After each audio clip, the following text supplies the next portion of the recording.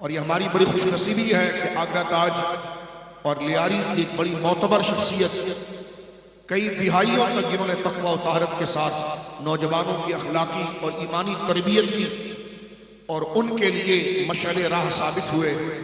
मैं खुद 93 से आपकी सीरत और आपकी ज़ात से वाकिफ़ हूँ। हज़रत क़िबला सैयदुस सादात सैयद वज़ीर हुसैन बाबू शरीफ जो आप तशरीफ़ फरमा हैं, अल्लाह रब्बुल आलमीन जल्ला वाला आपको सेहत और सलामती के साथ इसी तरह अहले सुन्नत पर जलवगर रखे और आपकी खिदमत दीनिया को अल्लाह रब्बुल आलमीन कबूल फरमाए और बापू को अल्लाह रब्बुल आलमीन जल्ला वाला कामिल सेहत अता फरमाए। जितने उलमाए किराम तशरीफ़ लाए हैं तमाम को अल्लाह बरकत अता फरमाए। हज़रत अल्लामा मौलाना क़िबला मुहक़्क़िक़ अहले सुन्नत इरफान मदनी साहब दामत बरकातुहुल आलिया जो इस मस्जिद शरीफ के खतीब और इमाम हैं, अल्लाह रब्बुल आलमीन जल्ला वाला उन्हें बरकतें, सआदतें, इज़्ज़त व कमाल से नवाजे और मस्जिद की मुकम्मल इंतज़ामिया को और नमाजी हज़रात को बेबहा बरकतें अता फरमाए। मेरे दोस्तों बुजुर्गों, आजकल जो हालात इस्लाम पर वारिद किए जा रहे हैं बैरूनी तौर पर बाहर से, और पाकिस्तान जिस नज़्म और मकसद के लिए हासिल किया गया है, इसके नज़्म को, क्योंकि ज़ाहिर सी बात है पाकिस्तान का ये पाकीज़ा वजूद कुफ्र की आंखों में हमेशा कांटा है और इसमें कोई दो राय नहीं है कि इस वक्त पूरे इस्लाम का तर्जुमान यकीनन इस्लाम के मराकिज़ और इस्लाम की मुस्तरद मराकिज़ कई और ममालिक के अंदर है, लेकिन इस्लाम की तर्जुमानी और कुफ्र के मुकाबले में जो इस्लाम का एक काहिनी दरवाजा है वो पाकिस्तान है। आज सारा आलम कुफ्र पाकिस्तान से परेशान है, इसलिए क्योंकि जिस मकसद के लिए मुल्क हासिल किया गया, जिस इस्लामी जज्बे से इस मुल्क को हासिल किया गया, वो रमक, वो गर्मी और वो हरारत ईमान की 80 साल के करीब होने को आए हैं। आज भी मुसलमानों के कल्ब और जिगर के अंदर उन शुहदा के खून की गर्मी, उनकी यादें, उन मुहाजिरीन की जुद्दोजहद, उनकी मसाई जमीला और उनकी अनथक मेहनतें आज पाकिस्तान पर न जाने कैसे कैसे हालात तारी किए गए, लेकिन उसके बावजूद वो जोश, जज्बा, वो अमानत नौजवानों के चेहरों के ऊपर आज भी चमकती हुई नजर आती है। पाकिस्तान जो है वो इस्लाम का किला है, इसमें कोई दो राय नहीं। मैं हुक्मरानों की बात नहीं कर रहा, नजरिया पाकिस्तान से वो तो इंपोर्ट किए जाते हैं, बाहर से मंगाए जाते हैं, फिर वो गायब हो जाते हैं। लेकिन भी अल्हम्दुलिल्लाह ताला मैं अवाम को मुबारकबाद पेश करना चाहता हूँ। हुक्मरान चाहे जिस किस्म की फरसूदा सियासी रिवायत को पाकिस्तान में नाफिज करें, अवाम में कभी पाकिस्तान इस्लाम के खिलाफ, इस्लाम के मुकाबले आने वाले बिल और इस्लाम के मुकाबले आने वाले कानून को कभी पाकिस्तानी अवाम ने कबूल नहीं किया। बड़े बड़े लोग आए और चले गए। ये बात मैं क्यों अर्ज कर रहा हूँ? मेरे दोस्तों बुजुर्गों, आप सोशल मीडिया भी देखते हैं, प्रिंट मीडिया भी देखते हैं, FATF की तरफ हमारी मोहताजी और हमारा करप्शन और हमारे हाल की बर्बादी की वजह से एक के बाद एक पाबंदियां यूरोप पर लगाता है और उसमें वो मुतालबा सबसे पहले ये करता है कि जो हमारे ईमान की रसद और शय रग है वो ज़ात मुस्तफ़ा और अज़मत मुस्तफ़ा है, जो सल्लल्लाहु अलैहि वसल्लम जो कुफ्र की नज़र में खटकता है। वो कुछ नहीं चाहता, वो चाहता है कि मैं पाकिस्तान की गलियों को सोने के बना दूं, लेकिन तुमने खत्म नबूवत का निज़ाम छोड़ देना, नबी की रिसालत की इज्जत से बैक हो जाना। 295C के जो तहफ़्फ़ुज़ नामूस रिसालत का निशान और कानून है और वो कोई जबरी नहीं है। जो गुस्ताखी करेगा अल-अयाज़ु-बिल्लाह और वो गुस्ताखी का मुर्तकिब होगा तो मुकम्मल अदालती शवाहिद के साथ, गवाहों के साथ, मुकम्मल कानून की रियायत के साथ जब उस पर वो जुर्म साबित हो जाए तो 295C कानून यह है कि फिर वो शख्स वाजिबुल कत्ल हो जाता है रियासत के नजदीक और उसको उसकी सजाए मौत होती है जब वो तमाम चीजें उस पर मुतहक्किक हो जाए। और ये कोई अजनबी बात नहीं, जाहिर सी बात है जो पाकिस्तान की रियासत के साथ गद्दारी करेगा और बाहर के एजेंडे पर काम करेगा और पकड़ा जाएगा और वो पाकिस्तान की असास और बुनियाद और नजरिए को नुकसान पहुंचाएगा तो उसके लिए भी सजाए मौत है। क्योंकि जितना बड़ा जुर्म है, जितनी कदर वाली चीज के साथ उसने गद्दारी की है तो सजा भी उतनी सख्त है।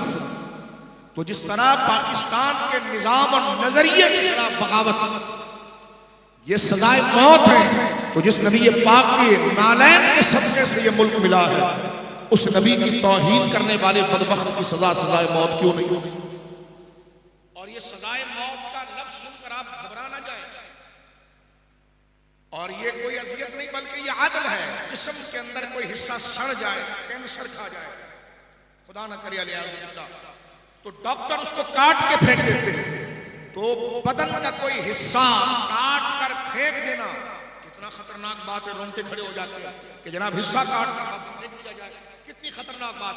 लेकिन जब उस हिस्से काटने से पूरी जिंदगी बच जाए तो फिर उस हिस्सा काटने को बंदा सबसे बड़ी भलाई समझता है।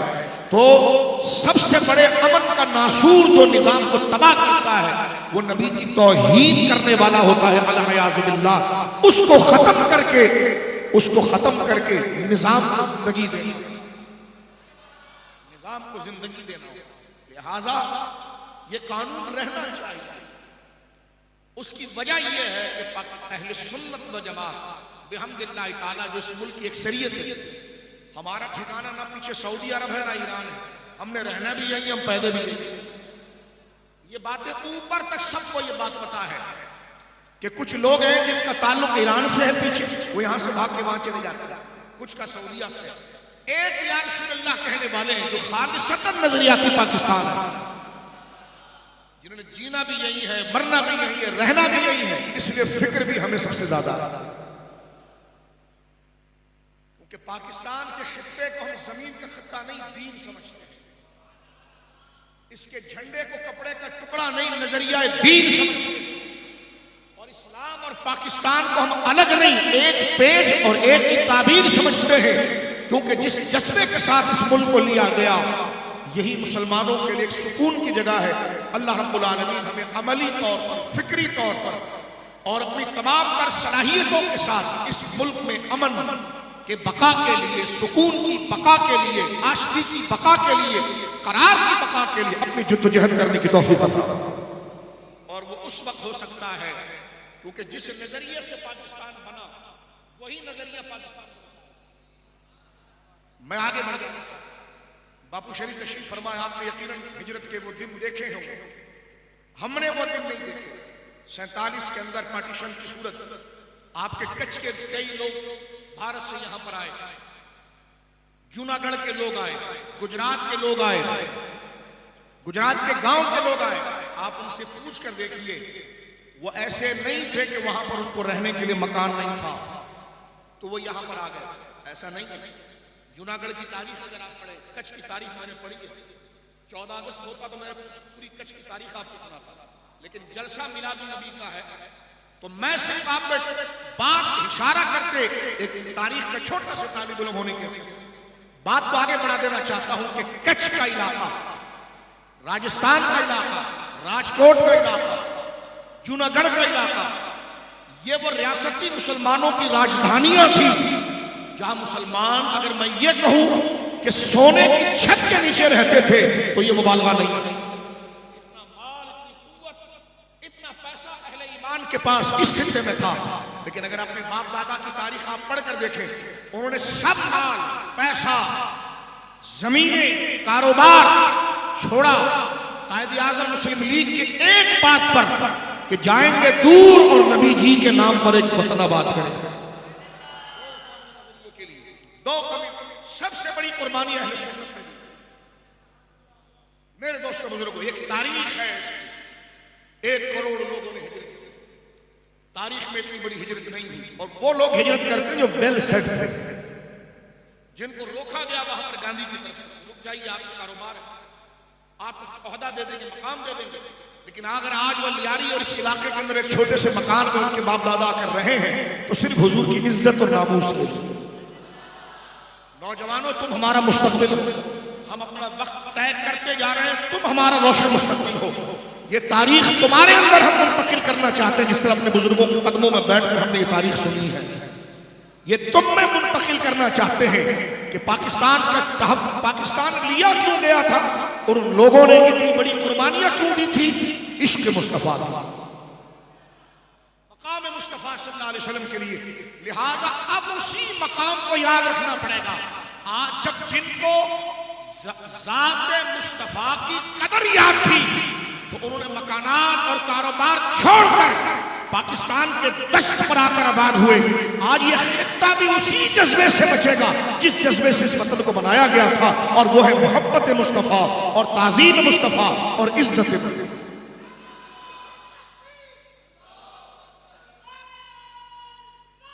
और ये हमेशा से तरीका चलाया है मुसलमानों का। हजरत सुहैब रूमी का अगर आप सीरत से पढ़कर देखें, बड़े जलील कदर सहाबी हजरत सुहैब रूमी मक्का के अंदर गुलाम थे, फिर खरीद लिए गए, फिर आका करीम के हाथ पर ऐसे गुलाम बने कि सारी कौम के इमाम। हजरत सुहैब उस जमाने के अरबों थे। सुनो, यानी आज से अगर हम टैली करें और आज से हम जोड़े तो हजरत सुहैब उस जमाने में मक्का में अरबोपति थे। लेकिन जब सरकार करीम ने मक्का छोड़ दिया और हिजरत करके मदीने की तरफ आप तशरीफ ले गए हुजूर, तो एक जब सरकार ने हिजरत कर ली ना, तो अब काबे मक्के में रहना मुसलमानों के लिए शरन हराम था। मक्का की जमीन हुर्मत वाली और हर जगह की इज्जत मुस्तफा की बरकत से। आप शरीफ मसाइल उठाकर देखिए, जब हुजूर ने हिजरत की तो किसी एक भी सिंगल पर्सन का मक्के में रहना जायज नहीं था। जब सरकार हिजरत कर चुके हैं, मक्का बलदे हरम है, लेकिन जब नबी ने छोड़ दिया तुमने भी छोड़ दो। ये मकाम मुस्तफा है। सहाबा एक के बाद दिगरे मक्का छोड़कर मदीने की तरफ मुंतकिल, बिल्कुल इसी तरह समझिए जिस तरह के आपके कच्छ को छोड़कर पाकिस्तान आए। वो मुसलमानों का कारोबार, रियासत, उनके दादा परदादाओं का वो इलाका, उनकी कब्रें वहां पर है। जब सरकार चले गए तो मुसलमान का वतन जमीन नहीं होता। और एक जुमला मैं कह दूं, हम नेशनलिस्ट नहीं है, हम वतन परस्त पार्टी नहीं है, हम मुसलमान। ये समझ, ये फर्क है मुसलमान और गैर मुस्लिम। मुसलमान नेशनलिस्ट नहीं होता, वतन परस्त नहीं होता, वो खुदा परस्त होता है। जहां उसे खुदा की इबादत में सहूलत हो वही उसका वतन होता है। लिहाजा एक अलग ये ताबीर है, मुसलमान नजरिए पर वतन बनाता है, नजरिए पर कौम बनाता है, कौम पर नजरिया नहीं बनाता। अल्लामा इकबाल की कुल्लियात की सबसे आखिरी गजल, अल्लामा इकबाल मुफक्किर इस्लाम, उनकी कुल्लियात जिसमें बाब जिब्रील, बांगे तरा, इसका जो मजमुआ है जिसको कुल्लियात इकबाल कहते हैं, क्योंकि स्कूल के बच्चे बैठे हैं, इसकी जो आखिरी नज़म है वो हुसैन अहमद देवबंदी के खिलाफ है। देवबंदियों के शेखुल इस्लाम हुसैन मदनी जो कांग्रेस का बंदा था, जो कांग्रेस का गांधी के साथ इकबाल दो कौमी नजरिए वाले थे। वो ये कहता था कि जैसी कौम होगी वैसा मजहब होगा। इकबाल कहते नहीं, मजहब पर कौम को लाया जाएगा, कौम पर मजहब को नहीं लाया। यानी ये नहीं कि जैसी कौम हो वैसा मजहब बनेगा, नहीं, मजहब पर कौम को लाया जाएगा। ये मुसलमानों का नजरिया। आखिरी जो नज़्म और गज़ल है इकबाल की, वो इसी पर है जिस पर उन्होंने हुसैन अहमद देवबंदी को ललकारते हुए फरमाया कि मिंबर पर बैठकर गलत बात करता है और तू कहता है कि जहां हिंदू ज्यादा है तो वहां हिंदू राज होगा। फरमाया नहीं, कौम से दीन नहीं बनता, दीन से कौम बनती। इस पार्टीशन की वजह मैं बता रहा हूं, जहां से हिलजुल शुरू हुई, जहां से भारत दो टुकड़े हुआ, उसकी वजह ये थी, कुछ लोग ये कहते थे जैसे कौम में बस उनके साथ, जिनकी अक्सरियत। फरमान नहीं, जमीन अल्लाह की है तो निजाम भी अल्लाह का। एक मुसलमान भी है तो वो उसके लिए जद्दोजहद करेगा। और इकबाल के ये जुमले आज भी फारसी रुबाई वहां मौजूद है कि बमुस्तफा बरसा खेशरा के दी हमाऊस, अगर बऊन अरसीदी तमाम बुलहबीस। क्या माना इसका? फरमाया दीन क्या है? फरमाया जो मुस्तफा तक ले जाए वो दीन है,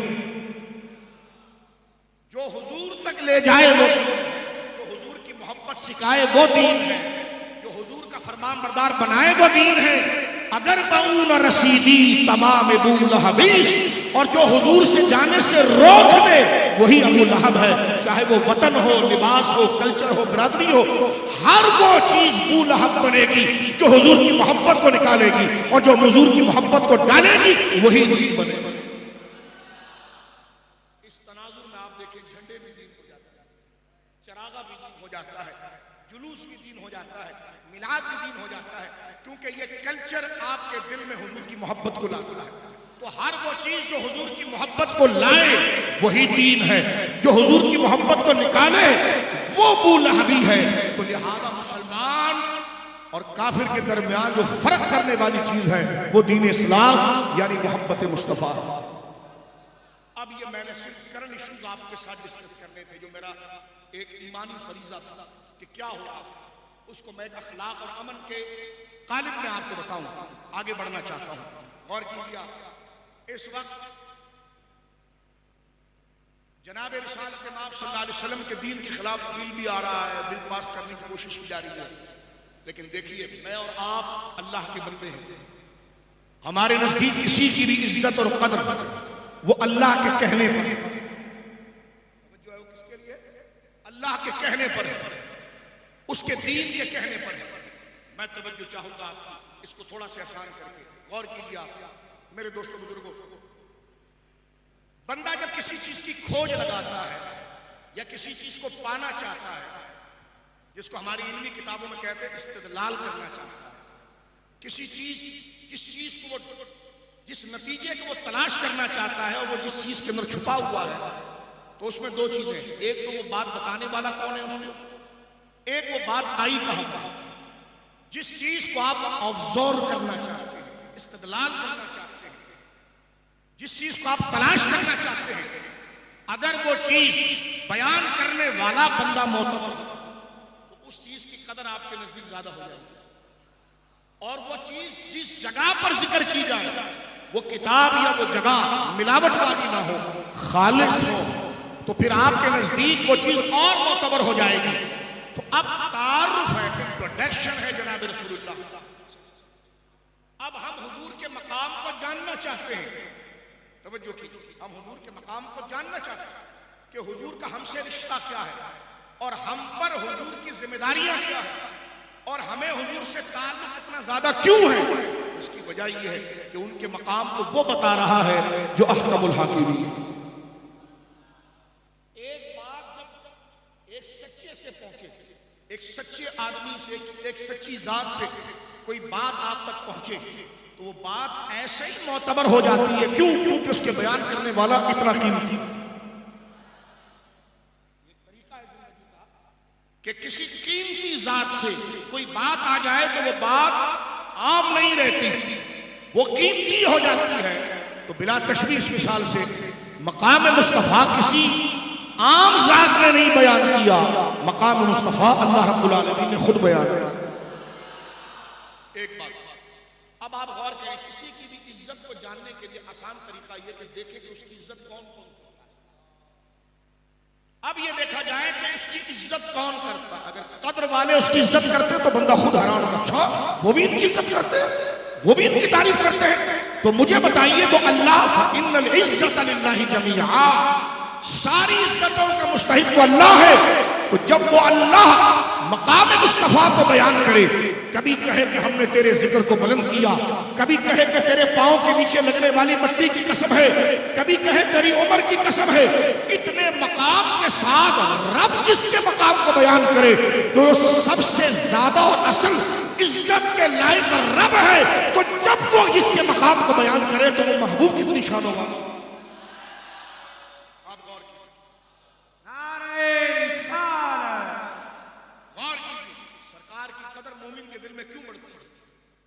आपकी कदर को बयान करने वाला अल्लाह जिसकी तारीफ करे, और मैं आगे बताऊंगा कैसी तारीफ करे, फिर वो तारीफ आएगी उस किताब में जिसमें शक नहीं, सबसे सच्ची किताब में जिसका बयान आए। अब ये दो ही तरीके इस्तेदलाल और किसी शय को पाने के होते, एक बयान करने वाला कैसा है और जहां बयान किया वो कैसा है। तो जिसका जिक्र बड़ा बयान करे और बयान करे ऐसी जगह पर जहां शक नहीं, तो जिसको बयान किया जा रहा है उसकी कदर दिल में आ जाती है। तो अल्लाह है जो नबी पाक की शान बयान करता, और बयान कहां करता है, कुरान के पहले पारे से लेकर आखिरी पारे। अब आप गौर कीजिए, ये तरीका नफ्सियाती तौर पर बताता है कि सरकार दो आलम सल्लल्लाहु अलैहि वसल्लम का रुतबा बहुत बड़ा है, और शरई एतबार से तो दलाइल जाहिर हो जाते हैं कि सरकार का रुतबा बहुत बड़ा है। देखिए, अल्लाह खालिक है और जो उसने बनाया वो मखलूक है। सरकार करीम का रुतबा और मकाम कायनात में कैसा है? इमाम अहले सुन्नत शाह अब्दुल अजीज एक जुमला कहते हैं कि बादस खुदा बुजुर्ग की कुछ मुख्तसर। हम सरकार के बारे में क्या कहें कि हुजूर का रुतबा किससे बड़ा है? किसी से बड़ा कहते हैं तो उससे भी बड़े हुजूर हैं, किसी को हम बड़ा कहते हैं तो उससे भी बड़े हुजूर हैं, किसी को बड़ा कहते हैं तो आयत सामने आ जाती उससे भी बड़े हुजूर हैं। एक जगह पर वो रुतबा रुकता है कि खुदा के बाद अगर कोई बड़ा है तो प्यारे मोहम्मद एक ही अल्लाह खालिक है, ये उसके बंदे हैं। इस फर्क के साथ बादस खुदा बुजुर्ग तो ही, यानी मकाम मुस्तफा की बुलंदी कितनी है कि हर बड़े से बड़े आप।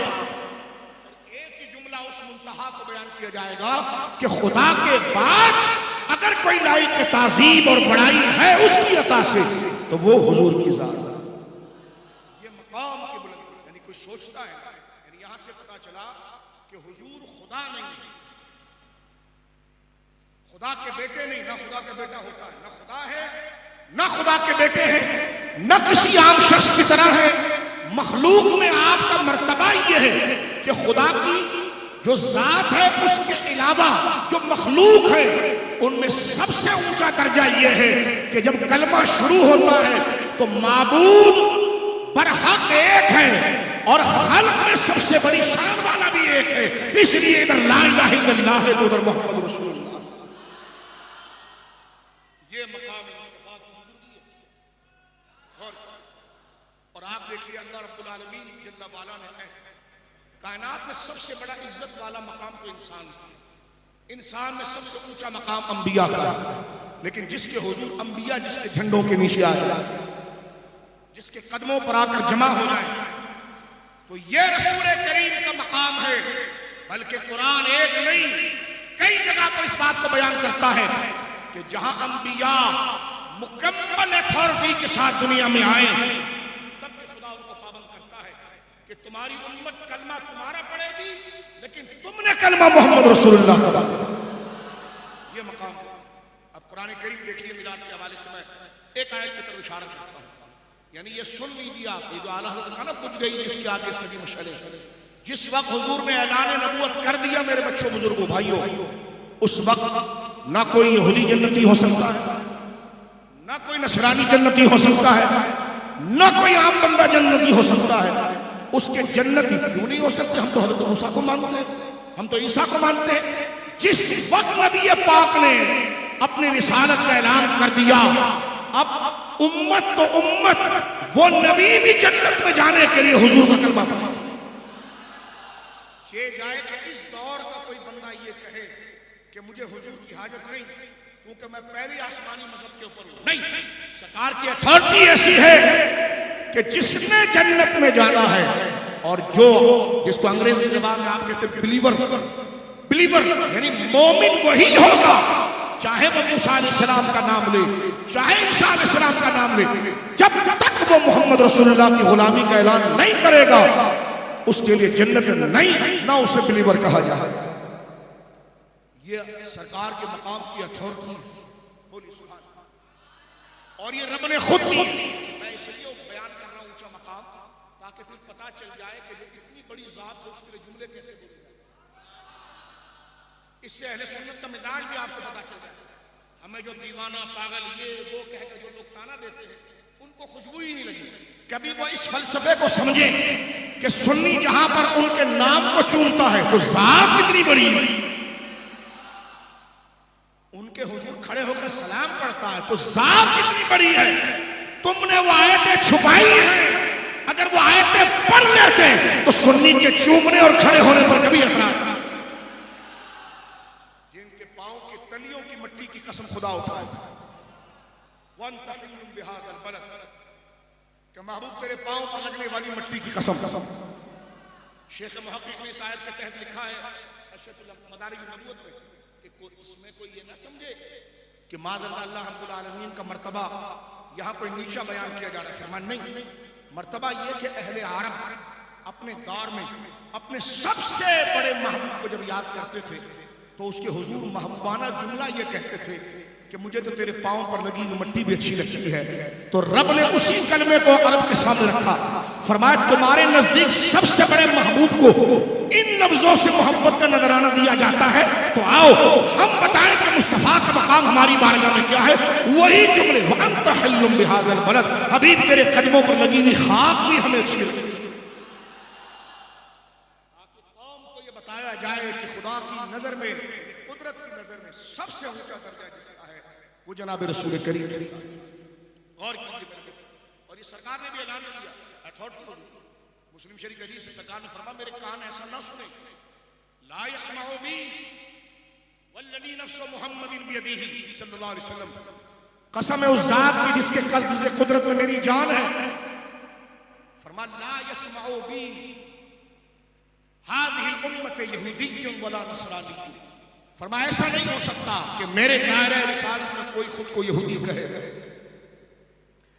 कोई खुद को नसरानी कहे, लम युमिन बिल्लज़ी उरसिलतु बिही, और उस बात पर ईमान नहीं लाए जिस पर मैं लेकर आया हूं।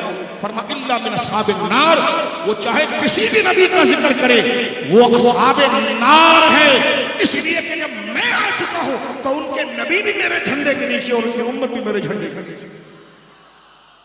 इसी को कहा सबसे औला हमारा, ये मर्तबा। आप सूरह आल इमरान में अगर आप देखें और इस पूरे फलसफे के तहत कुरान को अगर आप देखें, सूरह आल इमरान की आयत नंबर 81-82। अब सूरह आल इमरान कब उतर रही है? जब कड़ाके की लड़ाई हो रही है यहूदियों के साथ। मुशरिकीन का चैप्टर खत्म हो गया, वो तो मक्का में रह गए। मुशरिकीन से नहीं, अहले किताब से जब मुसलमान आमने सामने, यहूदी किसी भी सूरत में हुजूर को तस्लीम करने तैयार नहीं। वो कहते हम मूसा के मानने वाले तो वो कहने हम ईसा के मानने वाले आपका कलमा क्यों पढ़े? यानी हिजरत हो चुकी, मक्की आयतों की बात नहीं हो रही, मुशरिकीन से बात नहीं हो रहा, उनसे हो रही है जो खुद को अहले किताब कहते हैं। वो कहते हमें उनका नखरा ये था, सूरह अल-माइदा में बयान हुआ, नहनु अब्नाउल्लाहि व अहिब्बाहु, हम तो खुदा के बेटे और लाडले, हमें तुम्हारा कलमा पढ़ने की क्या जरूरत है? वो ये समझ बैठे थे कि सिर्फ हजरत मूसा को मानने से निजात हो जाएगी। वो ये समझ बैठे थे कि हजरत ईसा को मानने से निजात हो जाएगी, और वो उस पर घमंडी थे कि हमें आपको मानने की क्या जरूरत है। अब आप सूरह अल-माइदा देख लें, सूरतुल निसा देख लें, सूरह आल इमरान देख लें, ये सारी सूरतों के अंदर क्रिश्चियन और ज्यूस के साथ मुसलमानों के मुकाबले में, और अल्लाह रब्बुल आलमीन नबी पाक की शान को बयान करता है। यहूद जो खुद को आसमानी दीन और दीन मूसवी का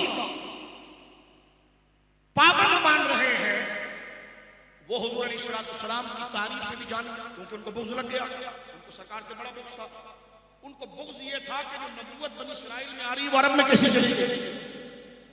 नबी तो सारे इसहाक की औलाद में थे, इस्माइल की औलाद में कैसे आ गए? उनको ये बुग़्ज़ लगा। तवज्जो से सुनिए, इस पर एक मिसाल देकर ताकि मौजूद थोड़ा नरम हो जाए। सरकार जब मदीने में आए तो यहूदियों के सबसे बड़े आलिम जिनका नाम सरकार ने तब्दील किया, फिर वो सहाबी बने अब्दुल्ला बिन सलाम।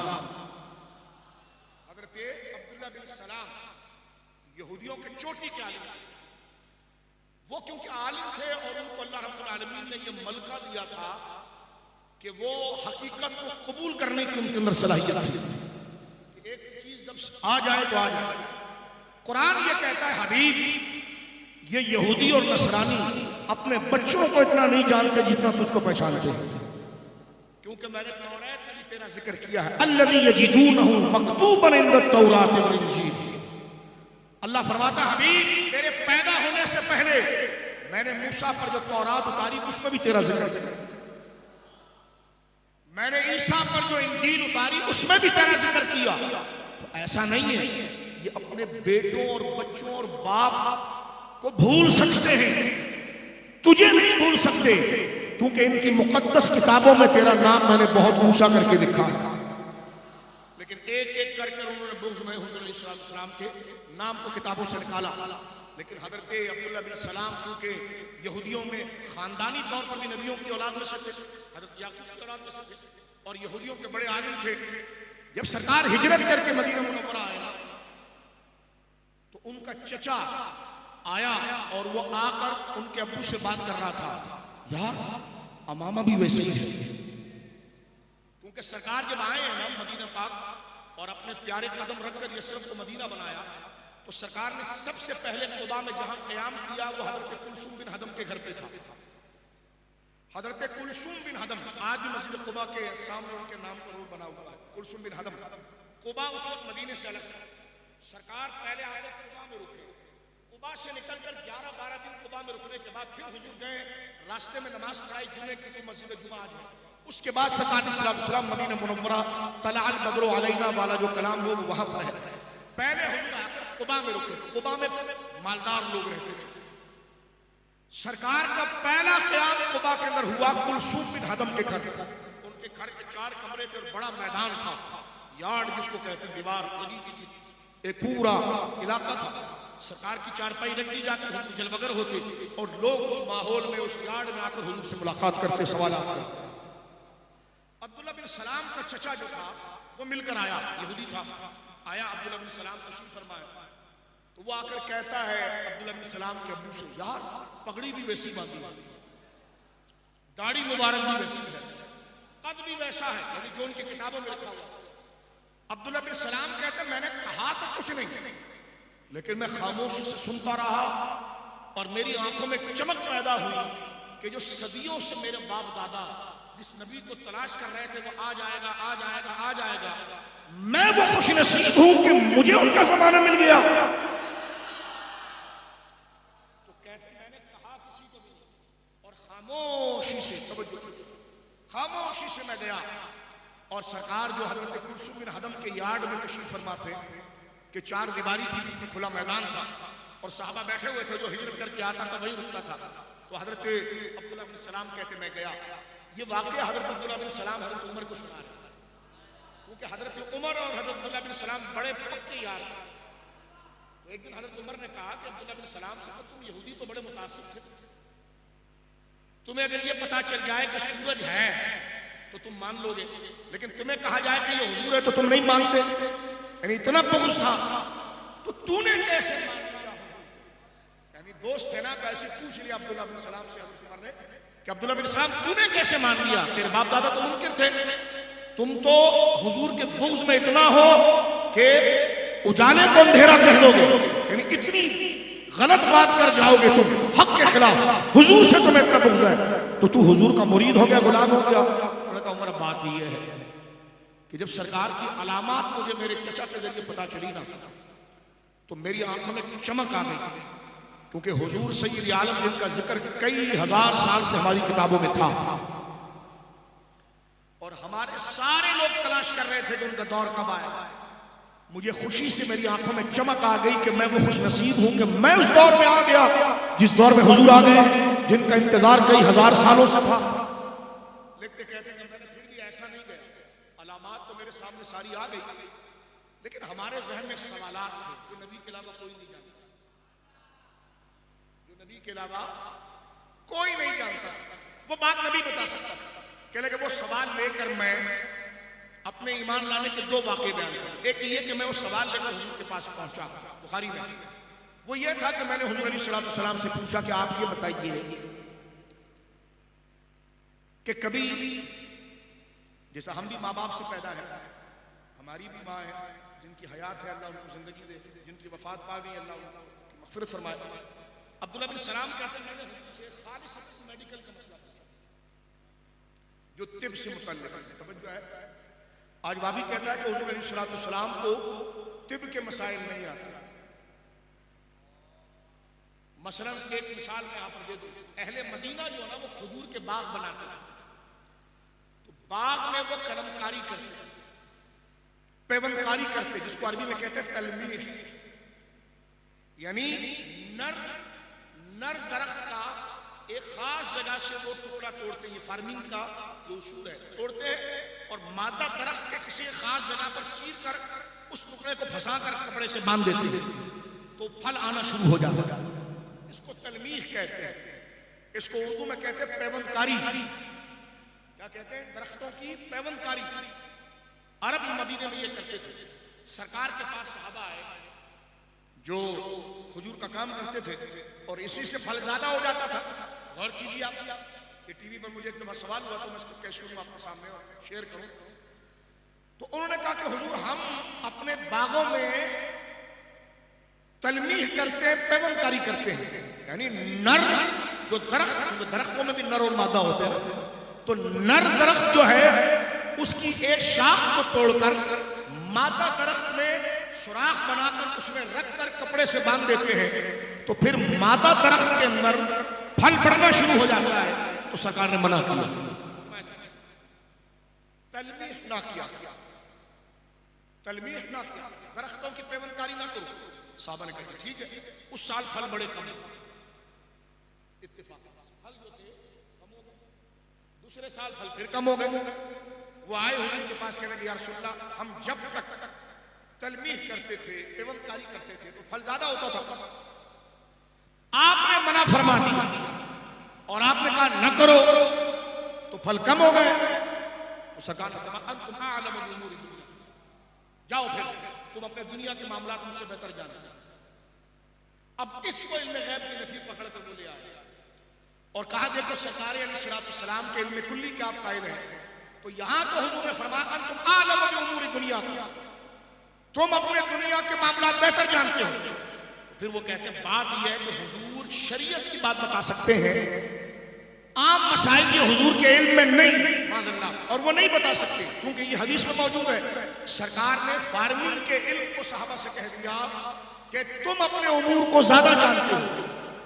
मैंने दौरान गुफ्तगू उनसे पूछा, मैंने कहा ठीक है, मैंने कहा ये आपके सऊदी अरब से छपी हुई किताब है तिब्बे नबवी, मैंने मोबाइल में मेरी मौजूद है, मैंने कहा देखिए और उसका तर्जुमा यहाँ पर एलएबीस रहमानिया मदरसे में किया है और ये मक्तबा रहमानिया से कह लगे जी बिल्कुल ठीक है। मैंने कहा तिब्बे नबवी है, मैंने कहा ठीक है, मैंने कहा इसमें मौजूद है मेथी खाने की, ये मेथी खाने से ये होगा, प्याज खाने से ये होगा, खजूर खाने से ये होगा, कह लगे हाँ। तो मैंने कहा तुम तो कहते हैं कि दुनियावी इल्म का हुजूर को इल्म नहीं, और ये तिब्बे नबवी पर किताबें बनाकर जो तुम बेच रहे हो उसमें यह है कि मेथी खाने से ये होगा, पालक खाने से ये होगा, ये होगा। तो मैंने कहा अगर ये उलूम शरीयत में दाखिल नहीं तो तिब्बे नबवी पर किताब कैसे बन गई? यानी अपना पैसा पकड़ने के लिए आपने तिब्बे नबवी मान जो है, यानी ये कहना कि सरकार सलाम को दरख्तों की कलमकारी का इल्म नहीं, माज़अल्लाह। तो मैंने कहा हुजूर को ये किसने बताया कि मेथी ऐसी ऐसी है और मेथी के ये फजाइल है, बादाम के ये फजाइल है, अखरोट के ये फजाइल है, जैतून के ये फजाइल है, और उस पर पूरी किताबें बनती है मेडिकल तिब्बे नबवी, यानी हुजूर के फरमान से जो मेडिसिन है वो बनती है।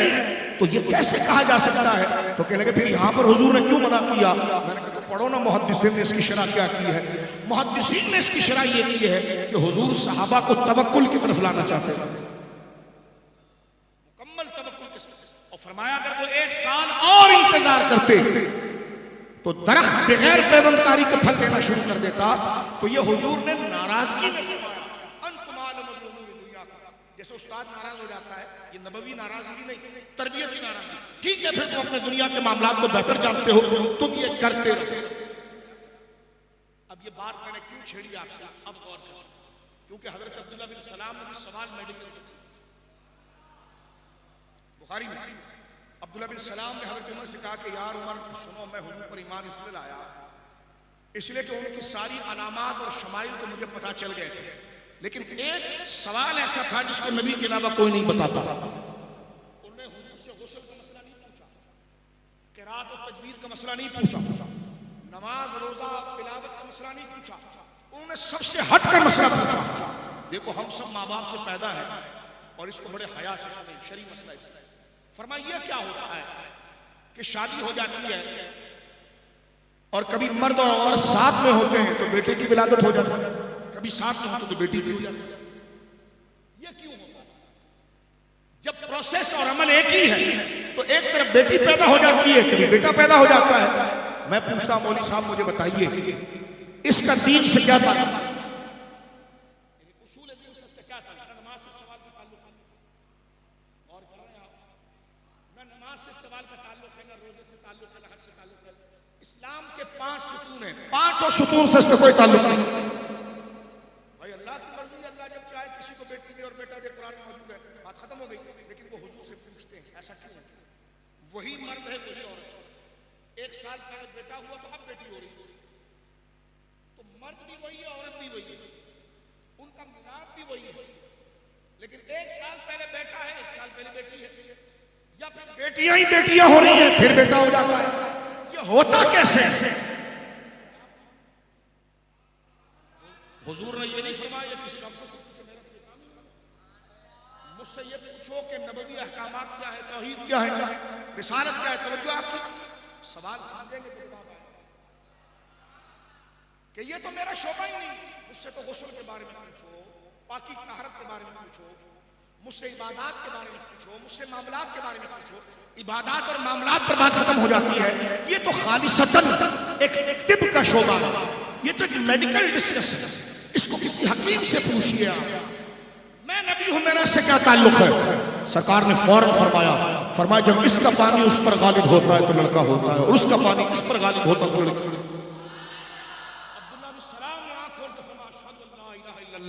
वो अशहदु अन्ना मुहम्मद रसूलुल्लाह, मैं गवाही देता हूं अल्लाह के सिवा कोई माबूद नहीं और अब आप देखिए आज उन सवालों को उठाकर सरकार के ऊपर इतराज किया जाता है। अब्दुल्लाह बिन सलाम कहते हैं मैंने सवाल ही वही जो है, मैं इस मौजूद को और नहीं खोलना चाहता वरना और खोल के मैं बताऊं कि वो क्या पूछना चाहते हैं। लेकिन इतना ही समझ लीजिए इसको बस अल्फाजों में कि कभी मियाँ बीवी से बेटी पैदा हो जाती है, फिर उसी मियाँ बीवी से बेटा पैदा होता है। तो जब एक ही मियाँ वही बीवी वही प्रोसेस, तो बेटा बेटी कैसे हो जाता है? इसका एक जवाब यह था जो कुरान ने दिया, अल्लाह जब चाहता है बेटी देता अल्लाह चाहता है। लेकिन हुजूर ने ये आयत नहीं पढ़ी, इसलिए कि वो शरई नुक्ता नजर नहीं जानना चाहते थे, वो मेडिकल और फिजिकल नुक्ता नजर जानना चाहते थे। जनाब सय्यद आलम उम्मी है, किसी इंसान से नहीं पढ़ा, लेकिन जिस रब ने पढ़ाया तो उसने कायनात का जर्रा जर्रा पढ़ा।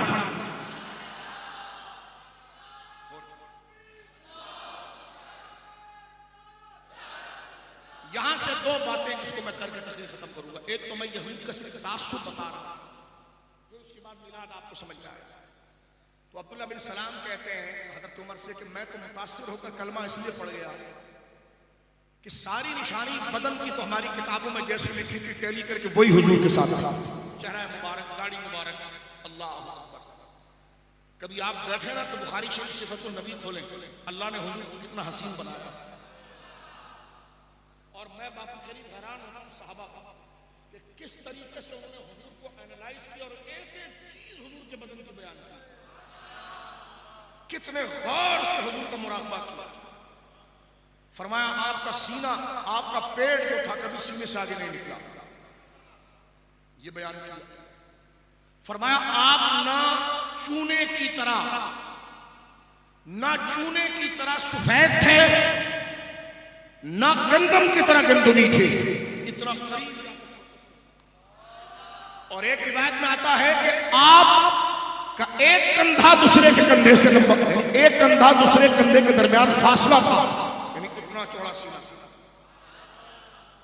तो पूरा बदन मुबारक साहबा इकराम रिज़वानुल्लाह अजमईन ने कि सरकार के बाल मुबारक कहां तक थे, दाढ़ी मुबारक कैसी थी, बीनी शरीफ थी, नाक कैसी थी, सरकार की भवें कैसी थी, सरकार के चेहरे का रंग कैसा था और रंगत कैसी थी, ये सब बयान है। और ये इज्जत का कमाल का मौजूद है। एक दफा सरकार सलाम अपने जूते खुद काट रहे थे, सरकार की कमाल है इनके साथ, और गर्मी बड़ी सख्त है। तो सरकार जोर लगाकर जब अपनी नालैन को काट रहे थे तो चेहरे पर पसीना भी आ रहा था, दबाने की वजह से, उसको जोर लगाने की वजह से चेहरे पर हल्की सी सुर्खी आ जाती थी। तो मेरी माँ सीधा आयशा सामने बैठी हुई थी, और मेरी माँ बहुत ज़हीन, इसीलिए इस उम्र में हज़रत आयशा से निकाह कराया, क्योंकि जो उनके अंदर सलाहियतें थी ना, उनने दीन के 45% हिस्से को जमा किया। उनका हाफजा कमाल का था, हमारी माँ कमाल का हाफजा था। सामने बैठी हुई है और सरकार दो आलम सल्लल्लाहु अलैहि वसल्लम अपनी जूती को गांठ रहे हैं, तो सरकार ने अपनी नजर मुबारक उठाकर जब सैयदा आयशा पाक को, हमारी माँ को देखा, तो आपने अरब के एक शायर का नाम लिया कि उस अरब के एक शायर ने एक बात की है या रसूलुल्लाह, लेकिन कहीं ऐसा लगता है आप ही के लिए है। हुजूर ने फरमाया कौन सा शेर? अब हुजूर गांठ रहे हैं, मेरी ये बातें हुजूर को पसंद है। तो वो सैयदा आयशा पढ़ने लगी कि इज़ा सर्रत का व इज़ा नज़रता इला असर्रतिल वजह,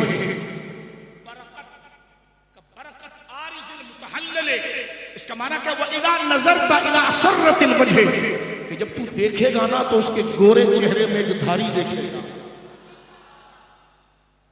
इज़ा असर्रत इज़ा नज़रता असर्रतिल वजह, कि तू जब अपने महबूब को देखेगा तो उसका महबूब का चेहरा इतना कांच की तरह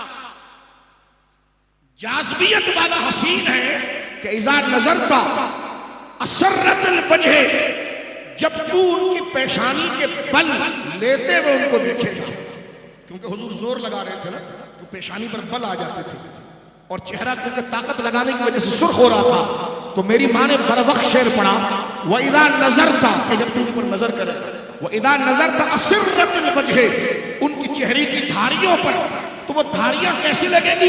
बरकत का बरकतिल आरिज़िल मुतहल्लिल, जैसे बादल के पीछे से बिजली चमकती है ना, तो बिजली बादल के सामने नहीं, बादल की ओर में चमकती है, तो बादल के पर्दे में जो उसकी चमक निकल कर आती है, फरमाया ऐसा उसका चेहरा धारियों की तरह चमकता है।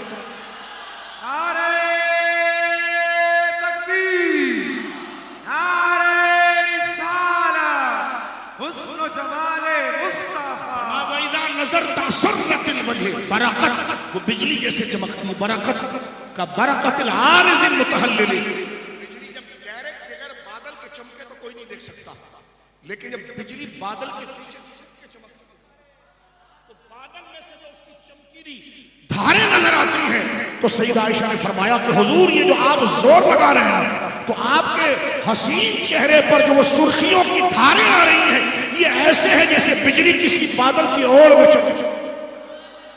ये शेर हुजूर को इतना पसंद आया, नीचे रखा औजार और खड़े हुए और आकर सही हमारी माँ सैयदा आयशा की पेशानी चुनी, फरमाया आयशा आज से पहले मुझे तुम पर इतना प्यार नहीं आया जितना तुमने ये शेर मेरे सामने पढ़ा। एक तो ये बात। अब आइए मैं जो बात को इख्तिताम की तरफ ले जा रहा हूं वो ये है यहूद का तासुब। हजरत अब्दुल्लाह बिन सलाम मुसलमान हुए और एक इनके इस्लाम का वाक़या ये है कि कहते जब मैं आया ना यार्ड के अंदर उस मैदान में आया तो सरकार खुतबा दे रहे थे और हुजूर की जुबान पर ये जुमले थे, अफ्शुस सलाम व इतामत ताम, अमन और सलाम को आम करो और भूखों को खाना खिलाओ। अब्दुल्लाह बिन सलाम के आलिम थे, उन्होंने कहा ये इतनी हमदर्दी इंसानों के साथ नबी के सिवा कोई नहीं कर सकता। ये इनके ईमान लाने के दो वाक़े हैं, यानी दो अलग अलग लोगों को ये बातें उन्होंने बयान की, हजरत उमर को और दूसरे। खैर जब मुसलमान हो गए तो सरकार सलाम ने कहा अब्दुल्ला तू तो मेरा कलमा पढ़ रहा है, तेरी कौम तुझे कबूल करेगी? तेरी कौम तुझे कबूल करेगी?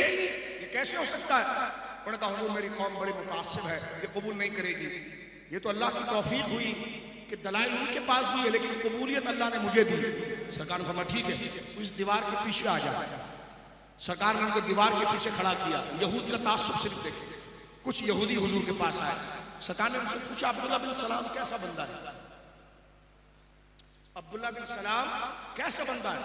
उन्होंने कहा हुआ सैयदुना इब्नु सैयदना, वो तो हमारे कौम के सरदार हैं और हमारे सरदारों की औलाद है। सरकार ने फरमाया मैं कहूँ वो मुझे पहचान गए तो तुम क्या कहोगे? और मुझ पर वो ईमान ले आए तो तुम क्या कहोगे?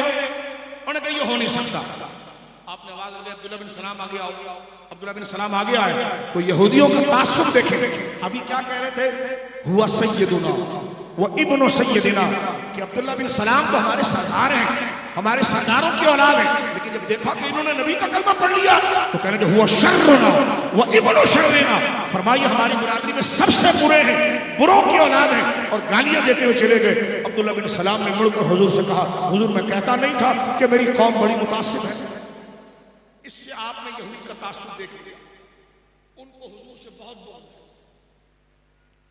उनको हुजूर से अब जब मैं आगे बढ़ता हूं इख्तितामी जुमले के लिए मकाम मुस्तफा, ये जब की बात हो रही है, गौर कीजिए आप जहन पर, जब हुजूर मदीने में आए हैं, अभी यहूदियों से मुकालमा शुरू नहीं हुआ, ये तो इनिशियल बात है, उसमें यहूदियों का मौज इतना था और अल्लाह ने हजरत अब्दुल्लाह बिन सलाम जैसा एक मोती हुजूर को अता फरमाया। लेकिन जब मौका आया कि एक हिजरी गुजरी, हिजरत का दूसरा साल गुजरा, बदर में फतह हो गई, ओहद के अंदर मुसलमानों के थोड़े मामलात नाजुक हो गए, उसके बाद आगे फतह मक्का हुआ और मुसलमान जब स्टैंड लेकर और सरकार ने जब पूरी रियासत मदीना के आप अमीर बन गए और हर एक ने आपको वोट दिया और सरकार उस रियासत के पहले अमीर बने, अकलियतों को हुकूक दिया, बाकायदा मिसाक मदीना बना, पूरी स्टेट रुए जमीन पर पहली इस्लामी हुकूमत आई जिसके चीफ और जिसके हेड जनाब रसूलुल्लाह बना। जब हुजूर अलैहिस्सलाम करीब जा रहा हूं मैं, मदीना मुनव्वरा के अमीर बन गए, सरबरा बन गए और उसके हेड बन गए, तो अब सारी अक़वाम नीचे है, तो अब सरकार अलैहिस्सलाम का अंदाज अपने लोगों को समझाने का कुछ और हुआ कि उन पर सख्ती ना की जाए, उनको दलाइल से समझाया जाए, उनको दलाइल से समझाया जाए। लेकिन यहूद दलाइल से मानने तैयार है। गौर कीजिए, कभी कहते थे कि हम आपका जिक्र क्यों करें, हम तो खुद जब मूसा को मानते हैं तो हम तो आपसे पहले वाले को मान रहे हैं, आप तो बाद में आए हैं। साहबा को कहते थे हम आपसे ज्यादा इज्जत वाले हैं क्योंकि हम तुम्हारे नबी से आने वाले से पहले वाले को मानने वाले हैं। ये बात मकाम मुस्तफा क्या कहते थे यहूदी? सूरह मायदा में उनके कौल की स्टोरी है, नहनु अबनाउल्लाह, हम तो अल्लाह के बेटे हैं, यानी लाडले, वो अहिब्बा, हम तो उसके चहीते हैं, हमारे लिए तमन्ना सलवाता था, हमारे नबी से तो वो तूर पर खुदा बात करता था। अब वो बयान करने लगे और हम तुम हमारे पीछे चलो। सवाल उनका समझे, तुम हमारे पीछे चलो, हम तुम्हारे पीछे क्यों चले? क्योंकि हम तो तुमसे पहले जो मूसा गुजरे हैं उनके दौर से हम किताबों के मानने वाले और खुदा के मानने वाले और दीन के मानने वाले, तुम्हारे नबी तो अभी तशरीफ लाए हैं, तो जो बाद में आया वो पीछे वाले के पीछे चले। उन्होंने अपने जहन से सवाल ठीक बनाया, तवज्जो है, सवाल समझ रहे हैं आप, जाग रहे हैं, सवाल उन्होंने अपने जहन से ठीक बनाया, लेकिन दलाइल को छोड़ के बनाया, हकीकत को छोड़ के बनाया। जब हुजूर के पास वो आ गए और सरकार से साहबा कहने लगे, ये तकरीर का जरा बुनियादी जुमला जरा तवज्जो सुनिए मकाम मुस्तफा पर और मिच्योर हो जाए इसमें कि या रसूलल्लाह, वो कहते हैं कि हम आपके नबी का कलमा क्यों पढ़े? हम तो आपके नबी के पैदा होने से पहले जो मूसा 4000 साल पहले, हम तो उनके मानने वाले, और हमें तो अल्लाह ने ये शान दी, हम आपको क्यों माने, आप हमको माने। अब उन्होंने ये बात की थी कि सूरह आले इमरान की आयत नंबर 81 उतर गई। महबूब बता जरा इनके, वइद अखज़ल्लाहु मीसाक़न नबिय्यीन,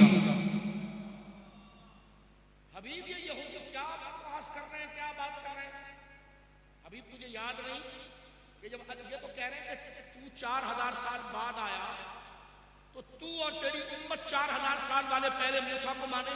महबूब उसको छोड़, हम तुझे याद नहीं हबीब, हमने तो मूसा को पैदा या कायनात को पैदा करने से पहले सारी रूहों को जमा कर लिया था और उनसे एक अहद लिया था।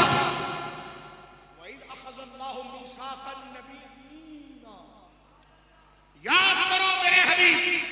अब देखिए मकाम मुस्तफा अल्लाह बयान कर रहा है और कुरान में बयान कर रहा है, वइद अखज़ल्लाहु मीसाक़न नबिय्यीन।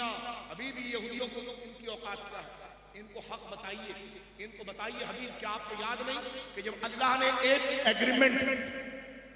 एग्रीमेंट और अहद की कॉन्फ्रेंस बुलाई अंबिया की, मीसाक़ एग्रीमेंट, वादा, अहद लिया, किसने? अखज़ल्लाह, अल्लाह ने लिया। किससे लिया? मीसाक़न नबिय्यीन, नबी की रूहों को जमा किया और उनसे अल्लाह ने फरमाया, लमा आतैतुकुम मिन किताबिन व हिकमा, ऐ मेरे नबियों, जब मैं तुम्हें किताब और हिकमत देकर, ए मूसा, ए इब्राहिम, ए ईसा, ए यसा, ए इलियास, ए यहया, ए ज़करिया, अलैहिस्सलाम, जब मैं तुम्हें किताब और हिकमत देकर भेजूं, सुम्मा जाअकुम रसूलुन मुसद्दिकुल लिमा मअकुम, जब ए नबियों, बाबू बताओ इन ईसाइयों को, यहूदियों को, कि ये आज आपके पीछे चलने तैयार नहीं, हमने तो इनके नबियों को पैदा करने से पहले उनकी रूहों को अपने सामने मौजूद किया और उनसे हमने एग्रीमेंट लिया कि ए नबियों की जमात, ये तो मानने वाले हैं, अभी पैदा हुआ, हमने तो उनकी रूहों को हाजिर किया था और कहा था ए नबियों की जमात, लमा आतैतुकुम मिन किताबिन व हिकमतिन, जब मैं तुम्हें बदन दूंगा, बॉडी दूंगा, तुम्हारी रूह को उसमें उतारूंगा और फिर जब मैं तुम्हें जमीन पर भेजूंगा, किताब भी दूंगा, हिकमत भी दूंगा। जी मेरे मौला, सारे नबियों ने कहा ठीक। फरमा आगे सुनो, सुम्मा जाअकुम रसूल, फिर तुम्हारे दौर में अगर ये मेरा मुस्तफा आ जाए, महबूब ये इनकार कर रहे हैं, इनकी औकात क्या है? तवज्जो है, इनके नबियों को हमने बिठाया जिन पर ये नाज कर रहे हैं, जिनकी वजह से इनकी इज्जत है, उनको हमने बिठाकर कहा था कि जब हम तुम्हें रिसालत और नबूवत के साथ जमीन में मबूस कर दें और इज्जत का ताज रख दें और फिर दौर तुम्हारा ही हो, मूसा इब्राहिम दौर तुम्हारा ही हो, मूसा तुम्हारा ही हो, ईसा तुम्हारा ही हो, लेकिन देखो दौर तुम्हारा हो, सुम्मा जाअकुम रसूलुन, और ये मेरा मुस्तफा तुम्हारे दौर में आ जाए।